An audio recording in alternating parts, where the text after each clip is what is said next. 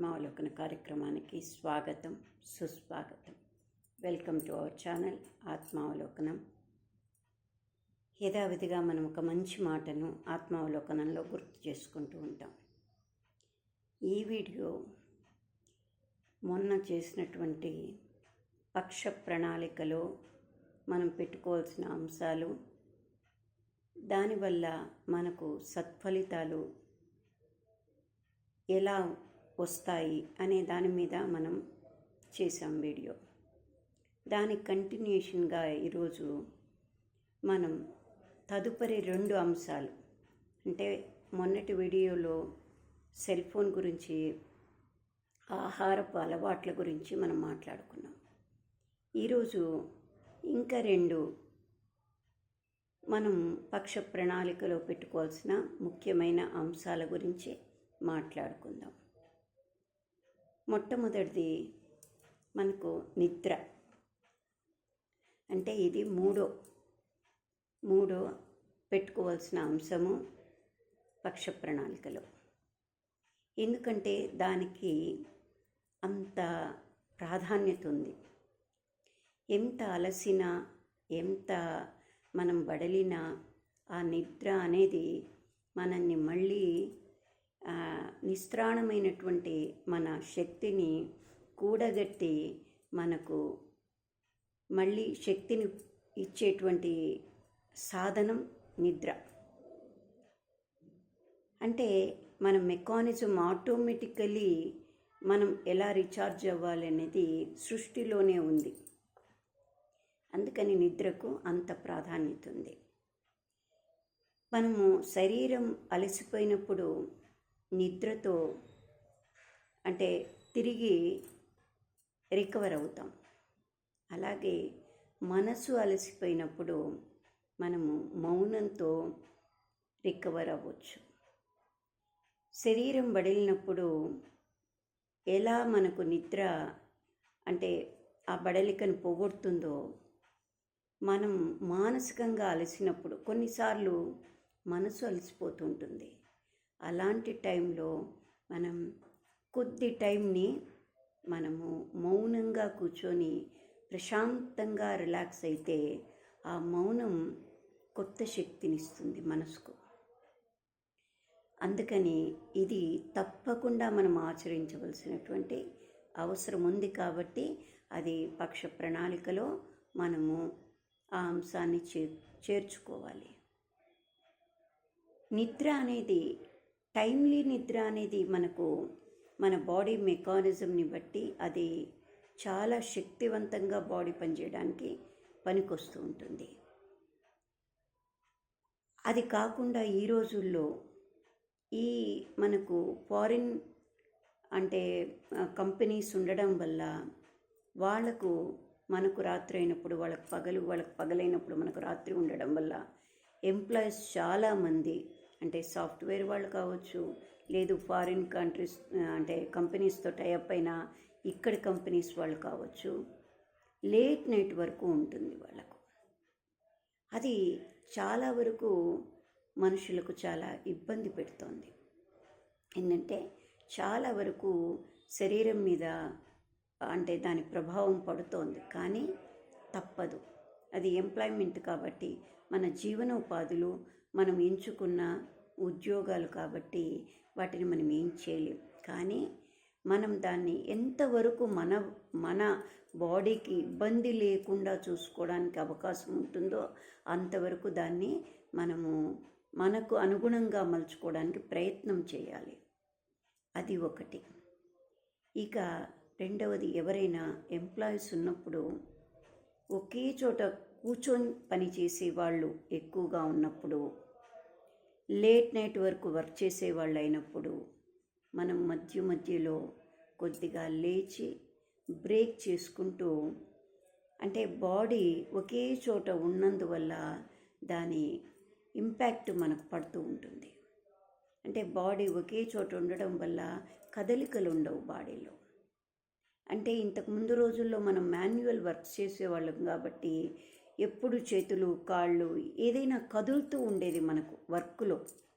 ఇప్పుడు అలా కాదు, ఓన్లీ ఫింగరింగ్ వర్కే ఎక్కువగా యూస్ చేస్తాం. అటైతే సెల్స్ కానీ, ఇటైతే కంప్యూటర్స్ కానీ, ఏవైనా సరే ఎక్కువగా ఫింగరింగ్, ఈ ఫింగరింగ్ వల్ల నర్వ్స్ కానీ బాడీ కానీ చాలా డ్యామేజ్ అవుతుందట. అందుకని ఈ మునివేళ్ళ మీద ఎక్కువగా వాడుతుంటాం. ఈ నర్వ్ సిస్టమ్ అంతా కనెక్షన్స్ ఉంటాయి, సో ఇబ్బంది. అందుకని ఎప్పుడు కూడా మనము మన పక్ష ప్రణాళికలో ఇది కూడా గుర్తుపెట్టుకోవాలి. ఎవరైనా సరే, అది ఎంప్లాయీస్ అనే కాదు, ఎవరమైనా మనము మధ్యలో, లేదు ఇంట్లో వర్క్ చేస్తున్న వాళ్ళు కానీ, లేదు పెద్దవాళ్ళు కానీ, ఎవరైనా సరే, ఎవరు ఉన్నా సరే కొద్దిసేపు తను చేసే పనిని బ్రేక్ చేసి ఒక 10 నిమిషాల పక్కకు వచ్చి, లేదు 2 నిమిషాలైనా పర్వాలేదు, పక్కన అలా తిరిగి, ఇంట్లోనే అయినా తిరిగి మన బాడీని ఒక్కసారి కదుల్చుకుంటూ వెళ్ళడం అలవాటు చేసుకోవాలి. అందుకే నేను అంటున్నా, ఇది పక్ష ప్రణాళికలో పెట్టుకోవాలి. ఎందుకంటే ఇవన్నీ కూడా ఆల్ ఆఫ్ ఎ సడన్ వచ్చేవి కావు. కాలక్రమేణా మనకు తెలియకుండా మనల్ని ఇబ్బంది పెట్టే పరిస్థితులు. అందుకని వాటిని దృష్టిలో పెట్టుకొని మనం పక్ష ప్రణాళికలో వీటిని కూడా మనం యాడ్ చేసుకోవాలి. మామూలుగా అయితే రాత్రి పెందలాడి పడుకోవడం, ఉదయాన్నే లేయడం అనేది బాడీకి చాలా ఉత్తేజభరితంగా ఉంటుంది. అది మనకు తెలీదు. కానీ ఈ రోజుల్లో ఏమనుకుంటున్నారంటే అవర్స్ లెక్క పెట్టుకుంటున్నారు. అవర్స్ లెక్క పెట్టుకోవడం వల్ల అది మనకు ఫలితాన్ని ఇవ్వదు, కానీ రెస్ట్ దొరుకుతుంది. ఏంటంటే అలసట పోతుంది, కానీ దాని వల్ల బాడీకి మెకానిజంకి మనకు ఆరోగ్యం మీద అంటే మంచి ప్రభావం అయితే ఉండదు. ఏంటంటే రాత్రి 1 గంటకు పడుకున్నాం, పొద్దున 12ంటికి లేస్తాము, రాత్రంతా వర్క్ చేశాం కదా, అవర్స్ 8 అవర్సో 9 అవర్సో ఏంతో నిద్రపోయాం కదా, ఇంకా మనకు కవర్ అయిపోయింది అనుకుంటుంటారు. ఈ రోజుల్లో చాలామంది అలా అనడం నేను విన్నాను, కానీ అది మనకు మంచిది కాదు. కాకపోతే రెస్ట్ దొరుకుతుందనేది వాస్తవము. కాబట్టి మనకు ఎంతవరకు అవకాశాలు ఉన్నాయో వాటిని సద్వినియోగపరచుకోవడం కోసం మనం పక్ష ప్రణాళికలో ఈ అంశాన్ని కూడా చేర్చుకోవాలి. ఆరోగ్యమే ప్రధానం కాబట్టి మనం అందులో ఈ రోజుల్లో ఉండే పరిస్థితుల్లో ప్రతిదాన్ని కన్సిడర్ చేసుకోవాలి. వయసు ఉన్నప్పుడు అవి మనకు అంతగా బయటికి రాకపోవచ్చు. ఇయర్ టు ఇయర్ పెరిగే కొద్దీ మనలో ఈ ఒత్తిడులు, ఫ్రస్ట్రేషన్స్ ఇవన్నిటికీ కారణమవుతున్నాయి. కాబట్టి నిద్రను కూడా మ్యాక్సిమం మనకు టైం ఉంటే గనక ఖచ్చితంగా, విధి లేకపోతే ఓకే, కానీ కావాలని డ్రాగ్ చేసుకొని లేట్ నైట్ వరకు ఉండడం అనేది అంత శ్రేయస్కరం కాదు అనేది మనము మన పక్ష ప్రణాళికలో తప్పకుండా చేర్చుకోవాల్సిన అంశం ఈ రోజుల్లో. ఇక నెక్స్ట్ 4వది అంశము ఎన్వైర్మెంట్. ఎన్వైర్మెంట్ అనేది కూడా మనకు చాలా ప్రధానమైన పాత్ర పోషిస్తుంది మన ఆరోగ్యం పైన, మన పరిస్థితుల పైన. కాబట్టి ఎక్కువగా మనం ఎన్వైర్మెంట్లో ఇప్పుడు పొల్యూషన్స్, సౌండ్ పొల్యూషన్, అన్ని పొల్యూషన్సే ఇప్పుడు. కాబట్టి మనము మన వంతు బాధ్యతగా, మన వ్యక్తిగత బాధ్యతగా ఈ ప్లాస్టిక్ వస్తువుల్ని కానీ, మన ఈ అంటే పేపర్ కవర్స్, ఆ కవర్స్ కానీ, లేదు పేపర్ ప్లేట్స్ను తగ్గించుకోవడం అవసరము అనేది మనం ప్రణాళికలో పెట్టుకోవాలి.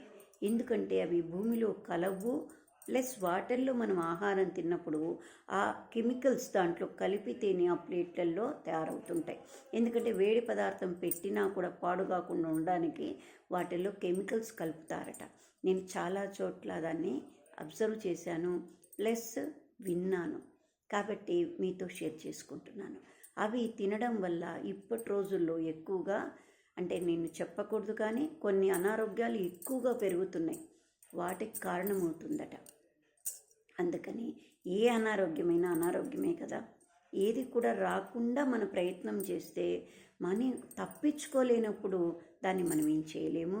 దాన్ని రికవర్ చేసుకోవడానికి ప్రయత్నం చేయాలి.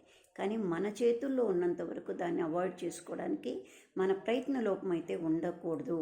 కాబట్టి ఆ ప్లాస్టిక్ వస్తువుల్ని కానీ, లేదు ఆ పేపర్ ప్లేట్స్ని కానీ మనం వాడకుండా తగ్గించుకోవడానికి మన పక్ష ప్రణాళికలో మనం గుర్తు చేసుకోవాలి.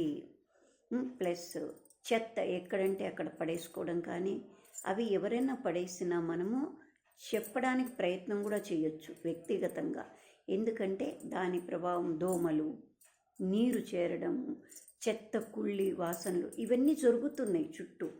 అందుకని మన వంతుగా ఎవరి వంతుగా వాళ్ళము వాటిని కూడా, అంటే మన చుట్టూ పరిసరం, మన ఇంట్లో ఎట్లా మనం శుభ్రంగా పెట్టుకుంటామో మన పరిసరంలో ఎన్వైర్న్మెంట్ని కొంచెం జాగ్రత్తగా ఉంచుకోవడం అవసరం. అది కూడా మన పక్ష ప్రణాళికలో మనం పెట్టుకోవాల్సిన అంశం.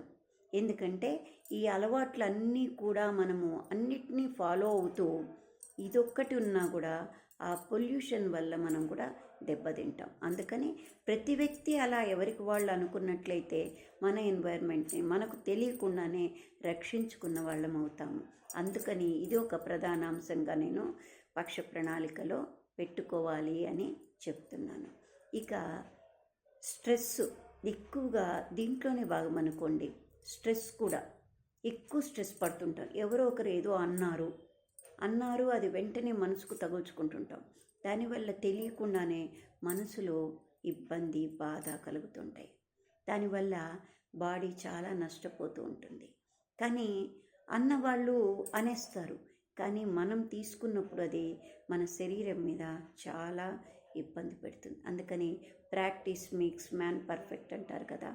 మనం ఏదైనా మనకు ఒక వస్తువును, మనకు నచ్చని వస్తువుని ఇస్తే రిజెక్ట్ చేస్తాం. మాకు వద్దండి, మాకు ఇది మేము తినము, లేదు మాకు ఇది నచ్చదు అని రిజెక్ట్ చేస్తాం. అలానే మనకు నచ్చని మాటను ఎవరైనా అన్నప్పుడు మన మనసుకు తగలకుండా రిజెక్ట్ చేయాలి. ఆ మనసుకు తగలినప్పుడు అది మన బాడీ మీద ప్రభావితం కాదు. మనం ఒక్కరోజు ఒక్క మాట వల్ల కూడా కొంతైనా మనకు ఆరోగ్యానికి ఉపయోగపడుతుంది అది. అందుకని అంటే రొటీన్లో మనం ఇవన్నీ ఎదుర్కొంటుంటాం కాబట్టి ప్రతిదాన్ని మనము ఏది కూడా ఆల్ ఆఫ్ ఎ సడన్ మనం ప్రాక్టీస్లో పెట్టుకోలేం. కాబట్టి సాధనమున పనులు సమకూరు ధరలోనని అందరం మనం చదువుకొనే ఉన్నవాళ్ళమే. కాబట్టి దాన్ని మనము ఈ పక్ష ప్రణాళిక అనేది ఒక ఏర్పాటు చేసుకొని దాంట్లో మనము ఇముడ్చుకొని గుర్తు చేసుకుంటూ ఉన్నట్లయితే, ఏది కూడా రాసి బుక్కులో పెట్టేసుకొని మన మనసుకు తట్టించుకోకపోతే అది మనం ఇంప్లిమెంట్ చేయలేము. కాబట్టి ఏదైనా ఇదివరకు మా నాన్నగారు ఉండేవారు. ఆయన ఎప్పుడైనా ఎవరికైనా కోపం వస్తే ఆయన అనేవారు ఏమంటే, దబదబా అమ్మ పోయి నీళ్లు తాగేసేపు, లేదు 1 2 3 4 అట్లా చదువుకో అనేవాళ్ళు. అంటే అది ప్రాక్టీస్ చేసుకో అనేవాళ్ళు. అంటే ఏమంటే అలా చదివే లోపల మన ఆలోచన కొంత ఆ కోపాన్ని తగ్గించి ఆలోచనకు మొదలవుతుందన్నమాట. అరే ఇప్పుడు అది అవసరమా, లేదు అది చెప్పబడ్డాక దాని ఎఫెక్ట్ తగ్గిపోతుందన్నమాట. అందుకని మనము ఎప్పుడు కూడా మనకు హార్మ్ చేసే వాటిని రిజెక్ట్ చేయడానికి, అంటే మనకు వాటిని మనసుకు తగుల్చుకోకుండా ప్రయత్నం చేయడానికి సాధన చేసుకోగలిగితే ప్రతి వ్యక్తులం, అంటే ఇవి ప్రతి చోట ప్రతి క్షణం ఎక్కడో అక్కడ మనం మనసుకు తగులుతూ ఉంటాయి ప్రతి వ్యక్తికి. అది ఆడవాళ్ళ, మగవాళ్ళ, పిల్లల, పెద్దల అని కాదు, ప్రతి వ్యక్తికి ఇవన్నీ పక్ష ప్రణాళిక అనేది ఏ ఒక్కరికి కాదు. ప్రతి ఒక్కరం మనిషి, హ్యూమన్ బీయింగ్ అన్న ప్రతి ఒక్కరం కూడా మనకున్న ఏ ప్రాబ్లం ఉందో దాన్ని, ఇప్పుడు నేను చెప్పినవే లేవనుకోండి, అన్నీ కరెక్ట్గా ఇంకేమన్నా ఉన్నాయనుకోండి, వాటిని దాంట్లో చేర్చుకోవచ్చు. లేదు లేనివి చేర్చుకోవచ్చు, ఉన్నవి తీసేయచ్చు. అలా మనము దాన్ని ప్రణాళికను పెట్టుకున్నట్లయితే ప్రతి క్షణం మన మనస్సులో కదులుతుంటుంది. మనం రాసుకున్నవి మనకు, ఓహో నేను రాసుకున్నాను ఈ వీక్ ఈ పక్షం నేను ఫెయిల్యూర్ అయ్యాను, నెక్స్ట్ పక్షంలో నేను దీన్ని ఇంప్లిమెంట్ చేయడానికి ప్రయత్నం చేస్తాను, అప్పుడు నా హెల్త్కు బాగుంటుంది. నా హెల్త్ బాగుందంటే నా ఇంటి వాతావరణం బాగుంటుంది, నా వాళ్ళందరూ హాయిగా ఉంటాము అనేది మనము దృష్టిలో ఎప్పుడు పెట్టుకొని, ఒకరు మర్చిపోయినప్పుడు ఒకరం కూడా ఏదన్నా ఉంటే సర్దుకుంటూ ఒకరినొకరు కోఆపరేట్ చేసుకుంటూ సాగితే లైఫ్ అనేది పక్ష ప్రణాళిక వల్ల మనము చాలా హ్యాపీగా ఉండడానికి ఉపయోగపడుతుంది. అది నా స్వానుభవం. కొన్నిసార్లు నాకు అనిపించినప్పుడు నేను ఇలా ప్రాక్టీస్ చేయడానికి ప్రయత్నం చేస్తూ ఉంటా. అదే మీ అందరితో కూడా నేను షేర్ చేసుకున్నాను. Thank you. నచ్చితే లైక్ చేయండి, సబ్స్క్రైబ్ చేయండి. మీకు ఏదన్నా అనిపించో, లేదు నేను చెప్పిన దాంట్లో మీకు పొరపాటుగా అనిపిస్తే కామెంట్ రూపంలో తెలియజేయండి. నేను కూడా దానికి సరి అయిన నాకు అనిపించిన ఆన్సర్ని కమెంట్ రూపంలో తెలియజేస్తాను. Thank you.